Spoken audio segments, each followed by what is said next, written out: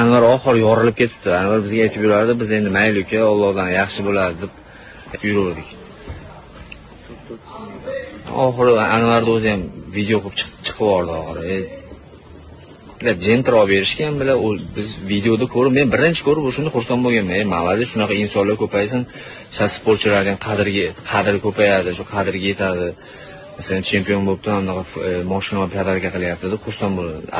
Ag'ini eshitsang, millat o'zini nomiga kredit chiqarib, Jentraga har oy 8 million, 8,5 milliondan kredit to'lab yuribdi shu bechara bola. Puli yo'q bilan, chempion lekin puli yo'q.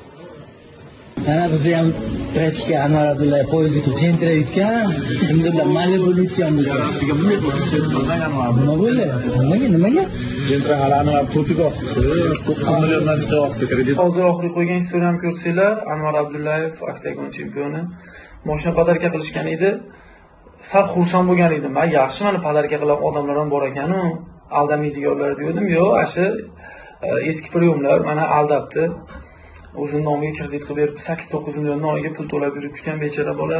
Bular asha 15 ming dollarlik Jentra sovg'a qilgan bo'lsa, shu 15 ming dollarlik hurmatni oldi mashina podarka qilindi degan. Yangi chiqib turgan, anosal bunday mediasi zo'r, ekranda zo'r chiqqan sportsmenlarga o'tib ketadi, sizlar qolaverasizlar yana.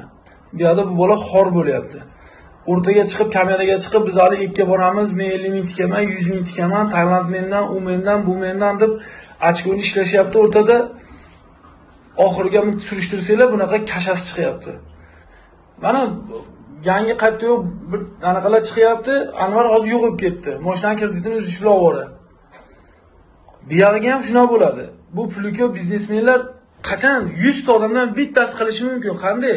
Rostdan fanat bo'lib, qiynalganini ko'rib turib, addu shu Xudodan qo'rqadigan odam sal yordam qilishi mumkin.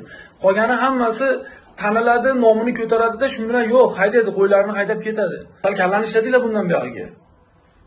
Hammasi ekranda u qilaman, bu qilaman deydi. Borib nagli gaplashinglar, siz bilgan, men bilgan odam emas bular, hech qaysingiz.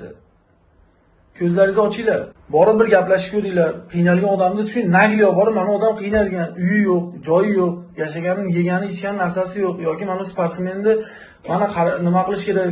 Bitta bo'yiga 5-6 ming chiqim ketadi. Shuni qilish kerak. Deb so'rab ko'ringlarchi, bitta bo'yiga podgotovkasiga yoki qiynalganga shunday hech qanaqa bez reklama, hech narsasiz pulni beramikan. Lekin sportsmenlarga shuni cho'ntagidan indamasdan reklama qilmasdan, istoriya qilmasdan shunday berib yuboradigan odam kam. Kam. Shunday berib yuborib tayyorgarligingga mana hamma yo'g'ingga deb turib, o'zini ko'rsatmaydigan odam kam. Pul berdimi, istoriyada o'zi chiqish kerak.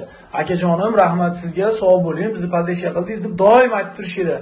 Bitta aytmagin, muzrayib olishib, qaytib gapirmay qo'yishadi, rahmat. Sizlarga shunaqa qiynalgan bolalarda, shunaqa sportsmenlar chiqolmay turganlar sizlarga to'g'ri beraman. Qani bir kelib turib shunday oddiy hech narsa qilmasdan bir yordam berib ketinglarchi, men sizlarga o'zim qo'yaman. Mana aka, mana qilibdi deb qo'yaman.